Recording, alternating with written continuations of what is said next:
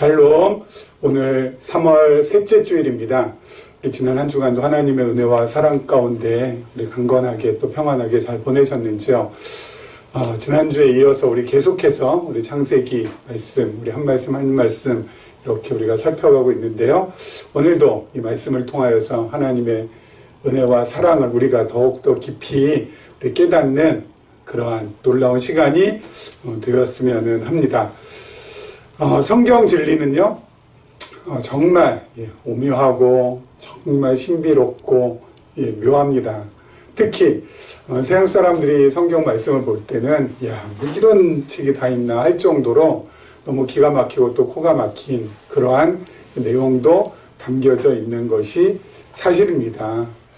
사도 바울이 이렇게 기록을 했었죠. 십자가의 도가 세상 사람들한테는 미련한 것처럼 보이지만 우리에게는 하나님의 능력이라고.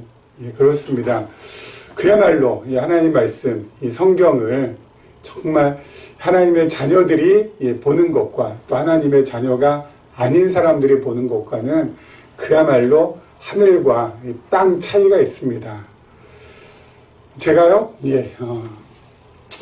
일본 단기 선교를 가서 일본 그 선교사님한테 이런 말씀을 들은 적이 있습니다. 일본 사람들은 그야말로 이 강한 리더십을 잘 따르는 그러한 성향이 있다라고 합니다.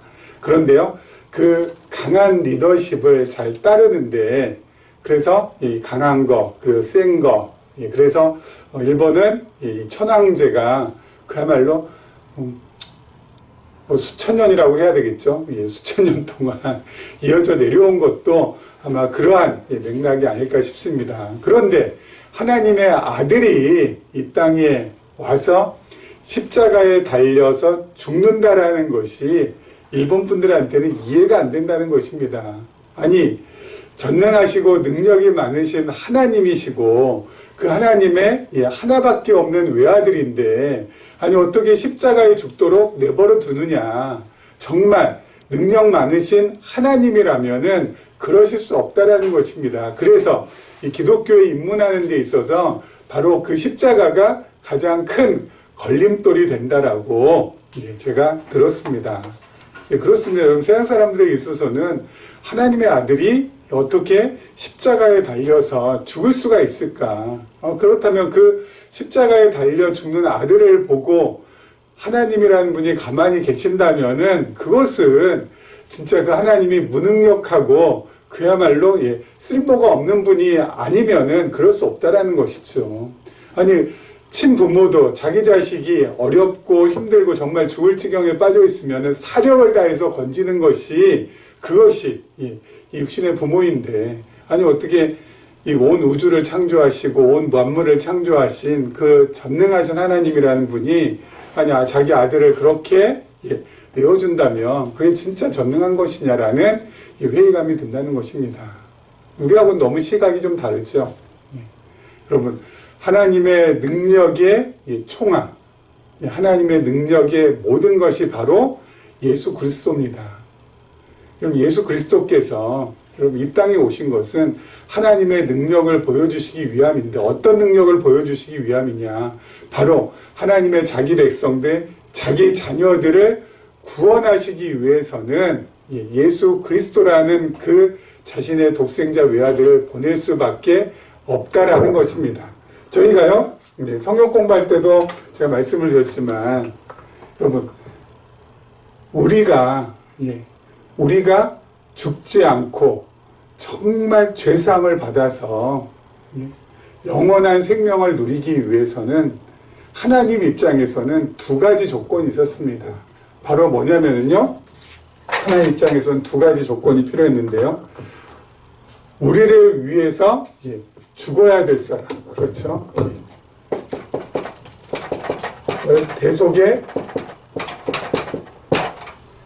죽음이 필요했고요. 그렇죠? 우리를 대신해서 누군가가 죽어야 되는데, 그렇기 때문에 대속의 죽음이 필요했고요. 그리고 그 분은 두 번째가 죄가 없으셔야 된다는 거죠. 무죄하신 분. 그렇죠? 무죄하신 분. 우리 위해서 죽어야 되고, 그리고 그분은 죄가 없어야 되죠. 죄 있는 분이 우리를 위해서 대신 죽을 수는 없죠. 왜요? 그 죄 있는 분이 죽는다는 것은 바로 뭐냐면 누군가를 위해서 대신 죽기보다는 그 자기 죄 때문에 죽어야지 누군가를 위해서 죽을 수는 없는 것 아니겠습니까? 그래서 여러분 대속의 죽음을 그리고 죄 속의 죽음을 죽으셔야 되는 분과 그리고 죄가 없으시는 분의 이 조건을 맞춰야 됩니다. 그러기 위해서는 죽어야 되는 분은 뭐예요? 사람이어야 됩니다. 그렇죠. 그리고 죄가 없으려면은 여러분 사람 중에 죄가 없는 사람은 이 땅에 없으니까 누구여야 돼요? 하나님이셔야 됩니다. 그래서 여러분 대속의 죽음을 죽어야 되는 사람 그리고 죄가 없는 하나님 이 두 가지 조건을 맞추기 위해서 하나님께서 어때요? 예수 그리스도를 이 땅에 보내신 것입니다. 왜요? 이 예수 그리스도는 사람이자 하나님이시거든요. 참 사람이자 참 하나님. 여러분 이 두 가지 조건을 하나님께서 맞추시기 위하여서 하나님의 모든 지혜와 하나님의 모든 능력을 다 쏟아 부으신 결과가 바로 예수 그리스도라는 것입니다. 그래서 예수 그리스도께서 우리를 위해서 십자가에 달려 돌아가신 것은 하나님이 무능해서가 아니라 하나님의 전능하심을 현현하는 나타내어 보여주는 그러한 증거가 된다라는 것이죠. 근데 여기까지 세상 사람들은 이렇게 깊이 있게 들어오지를 못하니까 그냥 겉에만 보고 그렇게 판단하는 것이죠. 그렇죠? 그래서 여러분 예수 그리스도는 참 사람이고 참 하나님. 참 사람이면서 어떻게 참 하나님일 수가 있느냐. 이거야말로 정말 신비롭고 오묘하고 그야말로 놀라운 하나님의 능력이 되는 것이죠. 그렇죠? 자, 여러분 성경은 바로 그렇습니다. 성경은 하나님이 어떠한 분이신가 우리에게 보여주는다는 것이죠. 그래서 예수 그리스도 사건을 통하여서 하나님의 무궁한 그리고 무한한 능력을 우리에게 보여주고 있다는 것 우리가 확인받아야 되고요. 특히 또 오늘 다음 주 계속 이어지겠지만 여러분 창세기 본문을 보면은요 이게 도대체 무슨 책인가 할 정도로 그야말로 정말 낯뜨겁고 부끄럽고 뜨끈뜨끈한 그러한 말씀의 내용들이 쭉 나옵니다. 와, 어떻게 이럴 수가 있는가 랄 정도로 그래서 여러분 성경을 여러분 도덕 윤리적인 관점에서 보면은 답이 안 나온다니까요. 특히 도덕 윤리적인 관점에서 말씀을 전하는 설교자들은 절대 오늘 창세기 29장이나 또 창세기 30장을 본문으로 삼지 못한다니까요. 왜냐하면은 그야말로 이 말씀의 내용들 보면은 반윤리적이고 그야말로 비도덕적인 내용으로 가득 차 있기 때문에 그렇습니다. 그래서 여러분 성경은 도덕 윤리책이 아니라고 제가 늘 말씀드리는 이유가 바로 그렇습니다. 그럼 무엇일까요? 성경은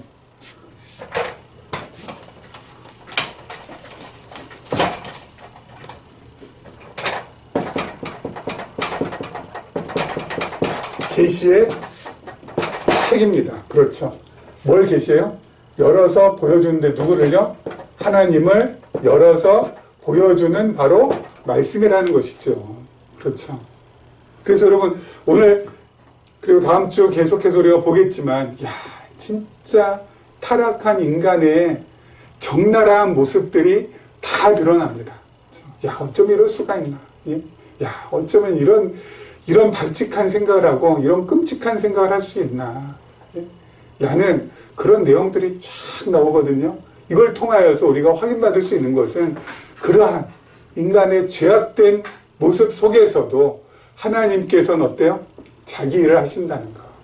하나님께서는 한결같이 변함없이 자신이 약속하신 말씀을 이루시기 위하여서 자신의 일을 하고 계시다는 거.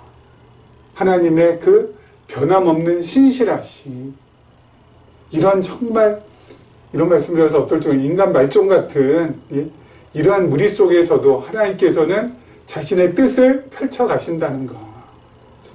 그것을 우리가 확인받을 수가 있어야 돼요. 그렇지 않으면 여러분 오늘 이 말씀 29장 30장에 나오는 이 말씀은 여러분 정말 우리가 뭐예요? 읽어서는 안 되는 말씀이 될 겁니다. 이거 우리가 뭐 본받을 게 뭐 하나도 없어요. 하나도. 이거 본받았다간 여러분 요즘 같은 세상에 그야말로 그냥 요절 납니다. 요절. 그래서 오늘 말씀 우리가 함께 살펴볼 텐데요. 이 말씀을 통하여서 가장 중요한 거 뭐라고요? 계시라고 했습니다. 하나님께서 이러한 인간의 타락된 모습 속에서도, 이러한 인간의 정말 끔찍한 모습 속에서도 하나님께서 어떻게 자신의 일을, 자신이 약속한 일을 진행해 나가시는지를 우리가 정말 말씀을 통해서 꼼꼼히 살펴봤으면 좋겠습니다. 자, 오늘 말씀 보겠습니다. 32절 한번 보겠습니다. 레아가 임신하여 아들을 낳고 그 이름을 르우벤이라 하여 이르되 여호와께서 나의 괴로움을 돌보셨으니 이제는 내 남편이 나를 사랑하리로다 하였더라. 그가 가서 임신하여 아들을 낳고 이르되 여호와께서 내가 사랑받지 못함을 들으셨으므로 내게 이 아들을 주셨도다 하고 그의 이름을 시므온이라 하였으며 그가 또 임신하여 아들을 낳고 이르되 내가 그에게 새 아들을 낳았으니 내 남편이 지금부터 나와 연합하리로다 하고 그의 이름을 레위라 하였으며 그가 또 임신하여 아들을 낳고 이르되 내가 이제는 여호와를 찬송하리로다 하고 이로 말미암아 그가 그의 이름을 유다라 하였고 그의 출산이 멈추었더라. 아멘. 그러면 레아는 야곱에게 사랑받지를 못했습니다. 그리고 야곱은 라헬을 사랑했죠. 그런데 정말 희한하게도 하나님께서는 레아의 태의 문을 여시고 그리고 라헬은 태의 문을 열어주지 않으셨습니다.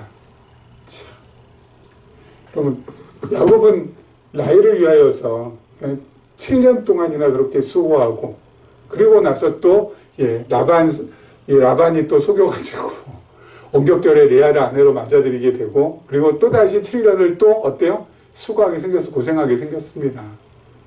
여러분 야곱 그리고 라헬을 또 그렇게 또 사랑했죠. 그런데 라헬은 자녀가 없어요. 자녀가 없어요. 레아는 4명의 아들이나 낳습니다.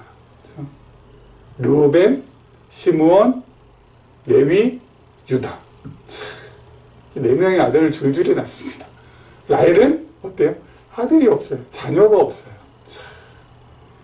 그러면 야곱 입장에서 그야말로 자기 뜻대로 자기 마음대로 되는 것이 하나도 없는 것이죠. 아니 사랑하는 라헬은 어떻게 아들이 없고 언격결에 맞아들이 라헬의 언니 레아에는 그렇게 줄줄이 그렇게 아들을 낳아서 이게 진짜 자기 마음대로 자기 뜻대로 안 되는 것이 인생이다라는 것을 야곱이 좀 깨달았는지 모르겠어요. 여러분 근데요 그거를 깨닫느냐 못 깨닫느냐가 너무너무너무 우리 인생에선 중요합니다. 이걸 정말 깨닫느냐 못 깨닫느냐. 뭘요? 아 인생 내 마음대로 안 되는 거구나. 야 내 인생 진짜 내 뜻대로 안 되는 것이 내 인생이구나. 이걸 갖다가 깨달을수록 어때요? 그야말로 이 지혜가 터집니다. 근데 이걸 깨닫지 못하고 내 인생 내 마음대로 되는 것인 줄, 내 인생 내 계획대로 되는 것인 줄, 내 인생 내 뜻대로 되는 것인 줄 이걸 갖다가 계속 어때요? 신념으로 삼아가지고 인생을 살아가게 되면은 여러분 둘 중에 하나밖에는 결론이 안 납니다. 뭐야? 내 뜻대로 내 계획대로 그리고 내 마음대로 안 되었을 때 그때 또 문제가 생겨요. 어떤 문제입니까? 심한 좌절 그리고 심한 실망 그리고 의욕 꺾임. 그렇지 않겠어요? 내 계획대로 되고 내 인생은 내 마음대로 내 뜻대로 되는 거야 막 했는데 그것이 안 된단 말이죠. 계획 세우는 대로 촉촉촉촉 다 무너지고요. 내 뜻대로 되는 것 하나도 없고 다 꽉 막히고요. 내 마음대로는 절대 안 풀려가고 그럼 그 사람 어떻게 했습니까? 실망하고 자책하고 자괴감 들고 그리고 좌절하고 낙심하고 그것이 더 깊어지면 어떻게 됩니까? 우울해지고 그리고 무기력해지고 그래서 결국은 병원 신세지게 된다고. 그렇죠? 여러분 내 마음대로 내 뜻대로 내 계획대로 잘 풀려도 어때요? 그것도 문제예요. 왜요? 그러면은 그것을 하기 위하여서 더 큰 계획과 뜻을 세우게 되고, 그것을 위하여서 어때요? 자신도 달달달달 볶아되고, 그리고 남들도, 자기 주위에 함께하는 사람들도 달달달달 볶아되고, 자기 자신한테도 스트레스 엄청나게 주고, 남들한테도 스트레스 엄청나게 주고, 결국은 어떻게 돼요? 결국은 여러분 스트레스 많이 받고, 자기 달달달달 볶고, 남 달달달 볶고, 남에게 스트레스 많이 주는 사람일수록, 여기도 마찬가지로 몸져 눕기 딱 좋죠. 예? 여기도 뭐예요? 병원 신세. 여러분, 그러니까 이렇게 가나 저렇게 가나 결론은 병원 신세네. 그러니까요, 여러분. 정말 지혜롭고 슬기로운 사람은 어때요? 인생 내 마음대로, 내 뜻대로, 내 계획대로 안 되는 것이 인생이구나. 이것을 어때요? 깨닫고 그것을 잘 자기 것을 소화하는 사람이에요. 그리고 하나님의 뜻과 하나님의 계획과 하나님의 마음대로 내 인생은 진행되는구나. 여기까지 가면은 어때요? 최상입니다. 최고예요. 베스트예요. 그렇죠? 여러분, 누가복음 15장에 이 탕자의 비유가 나오지 않습니까? 여러분, 둘째 아들, 여러분, 자기 마음대로, 자기 뜻대로, 자기 계획대로 너무너무 잘 풀렸어요. 아니, 아버지 돌아가시기도 전인데 상속에 아버지 나한테 주실 상속 재산에 내 몫을 달라고 했는데 아버지가 어때요? 반대하지 않으시고 주시네. 자기 계획대로, 자기 뜻대로, 자기 마음대로 했는데 아버지가 주시네. 너무 좋았죠. 그리고 자기가 원하는 곳으로 집을 떠나서, 자기 마음대로 자기 집을 떠나서 자기가 원하는 곳으로 갑니다. 그것도 자기 계획대로 모든 걸 전부 다 진행됐죠. 여러분, 멀리 타국에 가서 자기가 원하는 곳에 가가지고 거기에서 아버지에게 물려받은 재산을 갖다가 어때요? 쓰기 시작합니다. 주색에 빠지기도 합니다. 화랑방탕도 합니다. 이거 뭐 자기 마음대로 자기 계획대로 뭐 다 되는 거 아니겠습니까? 그렇죠. 여러분, 자기 계획대로, 자기 마음대로, 자기 뜻대로 잘 풀리고 잘 진행되고 있잖아요, 지금. 그런데 정확하게 어디로 지금 향하고 있죠?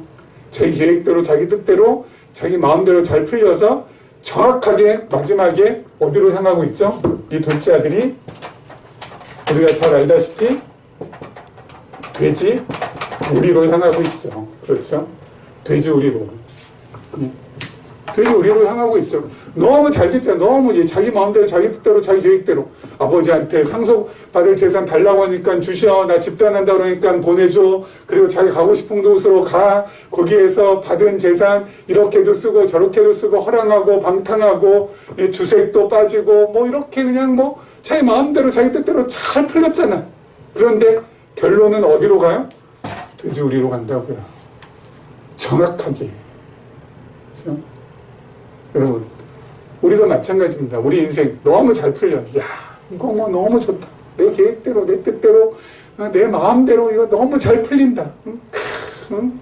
야, 인생은 정말 아름다운 거야. 인생은 정말 찬란한 거야. 응? 인생은 정말 장밋빛인 거야. 하지만 정확하게 어디로 가고 있어요? 돼지 우리로 가고 있다고요. 돼지 우리로. 여러분, 야곱의 인생이 술술술 자기 뜻대로 잘 풀렸으면은 야곱도 누가복음 15장 나오는 야곱도 또 둘째 아들이네요. 15장에 나오는 둘째 아들처럼 야곱도 마지막에 기다리는 곳은 돼지 우리였을 것으로 확신합니다. 갈 곳은 이거예요. 잘 풀리면. 잘 풀리면. 인생의 밑바다로 떨어지는 것 외에는 없다라는 것이죠. 그래서 여러분, 우리는 하나님께서 늘 베풀어 주셔서 우리 뜻대로, 우리 계획대로, 우리 마음대로 인생이 풀려가는 것이 아니다라는 것을 깨달았잖아요. 그렇죠? 그리고 하나님의 계획과 하나님의 뜻과 하나님의 마음대로 우리 인생은 진행되는 거라는 것을 깨달았잖아요. 그렇다면은 어때요? 그렇다면은 내 인생 내가 주인이 아니고 하나님의 주인이시라고 하면은 내 인생 그냥 하나님께 맡겨드리고, 그렇죠? 내 인생 하나님께 맡겨드리고, 하루하루 감사하며 살면 돼요. 그렇죠? 내 인생 하나님께 맡겨드리고, 하나님께서 이렇게 하시든 저렇게 하시든 여러분 어때요? 우리의 결론은 되는 일이 아니잖아요. 결국 우리의 마지막은 뭐예요? 하나님 품이잖아요. 그러니까 여러분 늘 말씀드리는 것처럼 우리 발버둥 치지 말고 몸부림치지 않으면서 좀 살았으면 좋겠어요. 저렇게 좀 가볍게 하나님께서 우리 가볍게 해주시는데 그래서 그 우리 어깨에 놓인 그 짐들을 하나님께서 다 풀어놓으라고 하는데 우리는 어때요? 꾸역꾸역 짊어집니다. 꾸역꾸역. 예? 그리고 나서 힘들다고 어렵다고 아니면 풀어놔도 되잖아요. 풀어놔도 하나님께 맡겨드리면 되는데 그것을 굳이 꾸역꾸역 안고 가겠다고 하는 이 어리석은 그런 모습을 우리 안에서는 좀 안 보였으면 합니다. 다 맡겨드리고 하나님 좋은 일이 오나 또 나쁜 일이 오나 좁은 길이 오나 넓은 길이 오나 비가 오나 화창한 날씨나 그 모든 것들 하나님께서 내게 주신 은혜로 내게 주신 사랑으로 받아들이고 매일매일 하나님께 감사하며 나가길 원합니다. 하면서 매일매일을 기대하는 가운데 그렇게 살아갔으면 합니다. 자, 우리 그 다음 절 한번 보죠. 30장입니다. 1절부터 보도록 하겠습니다. 라헬이 자기가 야곱에게서 아들을 낳지 못함을 보고 그의 언니를 시기하여 야곱에게 이르되 내게 자식을 낳게 하라. 그렇지 아니하면 내가 죽겠노라. 야곱이 라헬에게 성을 내어 이르되 그대를 임신하지 못하게 하시느냐 하나님이시니 내가 하나님을 대신하겠느냐. 라헬이 이르되 내 여종 비라에게로 들어가라. 그가 아들을 낳아 내 무릎에 두리니 그러면 나도 그로 말미암아 자식을 얻겠노라 하고 그의 시녀 비라를 남편에게 아내로 주매 야곱이 그에게로 들어갔더니 비라가 임신하여 야곱에게 아들을 낳은지라. 라헬이 이르되 하나님이 내 억울함을 푸시려고 내 호소를 들으사 내게 아들을 주셨다고 이로 말미암아 그의 이름을 단이라하였으며 라헬의 시녀 비라가 다시 임신하여 둘째 아들을 야곱에게 낳으매 라헬이 이르되 내가 언니와 크게 경쟁하여 이겼다 하고 그의 이름을 납달리라 하였더라. 아멘. 참. 레아가 아들을 넷이나 낳게 되면서 그 말로 라헬이 어때요? 그냥 시기와 질투와 이 온갖 것이 그냥 마음속에서 발동을 합니다. 그래서 그때 야곱에게 그냥 공격의 화살을 갖다가 퍼붓습니다.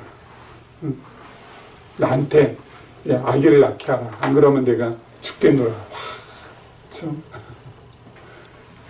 그러니까 또 야곱이 어때요? 공격받은 야곱이 가만히 있지 못하죠. 야, 내가 그렇게 한 게 아니라 하나님께서 그렇게 하시는 건데 그걸 어떻게 내가 하라고 하냐. 그러면서 서로에게 뭐예요? 공격의 화살을 갖다가 퍼부으면서 서로에게 상처만 줍니다. A라는 사람과 B라는 사람이 있어서 A가 B에게, B가 A에게, 서로에게. 그렇죠? 가만히 당하고만 있지는 않죠. 당연히 어때요? 야곱도 그토록 사랑했는데 여러분 7년이라는 세월을 갖다가 수고하면서까지 아내를 얻으려고 했던 라헬에게 어때요? 심하게 공격합니다. 라헬 역시 야곱에게. 그러면은 여러분 이거 지금 서로 공격하고 주고받아서 끝이냐? 아니요. 계속 어때요? 무한 반복합니다. 해결이 될 때까지. 그러면 어때요? 남는 것은 더 깊은 상처, 더 깊은 아픔. 그렇죠? 여러분 이 둘 사이 이 A하고 B만 놓고서는 어떤 문제가 생겼을 때 절대 어때요? 해결이 될 수가 없습니다. 그래서 여러분 인간관계가 그래서 너무너무 힘들고 어려운 거예요. 둘만 있을 때는 라헬하고 야곱만 있다. 그러면 해결이 안 돼. 해결이 안 돼. 무한 루프예요. 그냥 계속 상처 주고 상처받고 그러다가 한 사람이 지쳐 떨어져 나갈 때까지 그렇게 하면 헤어지는 거겠죠. 계속해서 더 심하게, 더 독하게, 더 날카롭게, 더 아프게 답이 안 생겨요. 답이 안 생겨요. 언제만 답이 생기는지 아세요? 하나님을 전제할 때만. 그리고 그 하나님께서 중요한 거 뭐예요? 라헬에게도 야곱에게도 하나님의 은혜와 사랑을 깨닫게 할 때라야 어때요? 이 공격의 이 날카로움이 없어지는 건 아닙니다. 없어지는 게 아니라 어때요? 무디어집니다. 그렇죠? 좀 무디어지죠. 우리 인간의 본성 어디 가나요? 내가 공격받았는데 여러분 그 공격받은 그걸 갖다가 그냥 가만히 있겠냐고요. 어떻게 해서든지 안갚음 해줘야 돼야 직성이 풀리는 것이 우리 인간의 이 죄악된 본성인데, 그런데 하나님께서 이 둘에게 은혜와 사랑을 깨닫게 해주시면은 그것이 어때요? 좀 무디어져서 나가게 됩니다. 없어지진 않는다고 말씀드렸습니다. 없어지는 않아요. 좀 무디어서 나갈 뿐이지. 그래서 조금 전보다는 덜 상처받고 그리고 덜 아플 뿐이지. 죄로 물든 인간들이 공격하면은 그걸 갖다가 받아치는 것은 이건 뭐 당연한 거 아니겠습니까? 그렇죠? 자, 이렇게 하다가 결국은 뭐예요? 이 무한 루프로 가는 줄 알았는데 진짜 발칙한 생각을 합니다. 라헬이 뭐라고요? 자기 시녀를 주겠다고. 시녀 비라를 당신 아이에게 아내로 줄 테니까 비라 통해서 자녀를 낳으라고. 와, 여러분 아까 말씀드린 것처럼 여러분 하나님의 말씀을 도덕윤리적인 관점에 봤을 때 이건 도저히 이해가 안 되는 것이죠. 어떻게 이럴 수 있나. 이미 지금 자기 언니도 뭐야? 야곱의 아내고 자기도 아내인데 자기 시녀도 또 아내야? 이게 뭐야 도대체. 이거 도대체 뭔가. 이건 진짜 정상이 아니지 않습니까? 그런데 이걸 갖다가 기억고 시행을 합니다. 이 모든 발단은 뭐예요? 언니는 애를 낳는데 자기는 못 낳는다는 거죠. 이 시기가, 이 질투가 그냥 불타올라서 남편도 공격하게 되고 그리고 자신의 시녀 비라를 갖다가 남편에게 주어서라도 언니 레아를 이겨 먹어야 되겠다는 것입니다. 그래야지 내 속이 풀릴 수 있다는 거예요. 여러분 이렇게 질투가 센 사람, 이렇게 시기가 센 사람, 그래서 수단과 방법을 가리지 않고 그것을 어떻게 해서든지 이겨내겠다는 사람은 그 마음은 어떤지 아세요? 그 마음은 정말 초라하기 때문에 그렇습니다. 자기 자신이 너무 초라하니까 시기하고 질투하는 거예요. 당연하죠. 라헬이 얼마나 자기 스스로가 좀 초라해 보이겠습니까? 자기는 야곱에게 사랑도 더 많이 받고 자기는 야곱이 자기를 위하여서 어때요? 7년 동안이나 고생하면서 자기를 얻으려고 애썼다는 거 모르겠어요? 나는 이런 사람인데 자녀가 없다. 너무너무 초라해지죠, 오히려. 그래서 어때요? 더 큰 시기, 더 큰 질투가 나오는 겁니다. 여러분, 이렇게 초라한 사람은 그 속을 더 따져 들어가면은 세 가지가 부족해요. 뭐야? 첫째가 자존감이 한없이 낮고요. 두 번째, 자신감도 한없이 낮고요. 그리고 세 번째, 자족감 역시 마찬가지입니다. 이게 전부 다 낮을 때 어떻게 된다고요? 어떻게 된다고요? 사람이 초라해진다. 사람이 초라해진다. 자존감, 자신감, 자족감. 이거로 올리려면 어떻게 돼요? 스스로는 절대 못 올려요. 스스로는 절대 못 올려요. 그럼 어떻게 올려야 돼요? 아까 말씀드린 대로 하나님께서 올려주셔야만 돼요. 하나님께 어떻게 올려주세요? 자신의 은혜와 사랑, 그리고 자신이 어떤 분인가를 갖다 확실하게 깨닫게 함으로 이걸 올려주세요. 그렇죠? 여러분 사도 바울은요, 바울 사도는 그야말로 다메섹 도상에서 예수님을 만나기 전에는 승승장구, 세상적으로 승승장구했던 사람입니다. 근데 다메섹 도상에서 예수님을 만나고 나서 어떻게 됐습니까? 세상적으로 완전히 어때요? 엎어진 사람이에요. 그렇죠? 승승장구했습니다. 그렇죠? 모든 명예, 모든 부귀, 모든 권세를 거머쥘 수 있는 사도 바울이었습니다. 그렇죠? 그런데 담메섹도에서 예수님 만나고 나서는 어때요? 인생이 하얀 길로 접어들었다. 세상적으로 볼 때. 그럼에도 불구하고 바울 사도는 자존감이나 자신감이나 자족감이 내려가지고 여기에서 자신을 초라하게 생각하지 않았어요. 왜요? 바울 사도는 하나님을 더 깊이 알게 되고 깨닫게 되고, 그리고 그 알과 깨달음의 경지가 높아지게 되고, 그리고 그가 하나님을 경험하는 것이 어때요? 더욱더 넓어지게 되므로 바울 사도는 세상적으로 볼 때는 어때요? 감옥에 갇히고 두들겨 맞고 그리고 박해당하고 그리고 죄수로 로마에까지 수송되고 하는 그 모든 과정에서도 자존감이 낮아진다, 자신감이 없어진다, 자족감이 없다라고 말할 수 없을 정도로 오히려 어때요? 완전히 반대로. 그래서 절대 자신을 초라하게 여기지 않아요. 나는 아무것도 없지만은 모든 것을 가진 자로다. 놀라운 고백 아닙니까? 있다고요. 우리도 마찬가지. 여러분, 라헬의 성질 머리가 우리 안에도 똑같이 들어있습니다. 그렇죠? 우리도 어때요? 남 잘 되는 꼴 보는 거 힘들어요. 그렇지 않습니까? 남이 나보다 훨씬 더 뭔가 승승장구하면은 끄집어내리고 싶은 마음이 굴뚝 같습니다. 이것은 우리 자신이 초라하다는 반증이에요. 왜요? 이게 없으니까. 이게 진짜 높다면 하나님의 자녀로서 하나님의 은혜를, 또 하나님의 사랑을, 또 하나님 자신을 우리가 더욱더 깨달아서 이것이 높아진다면은 여러분, 시기할 것도 없고 질투할 것도 없고 남이 나보다 잘 나가나 못 나가나 거기에 막 그냥 온 신경과 관심이 곤두설 것도 없고 그렇습니다. 하루하루를 어때요? 평평하게, 정말 온화하게 그렇게 보낼 수가 있습니다.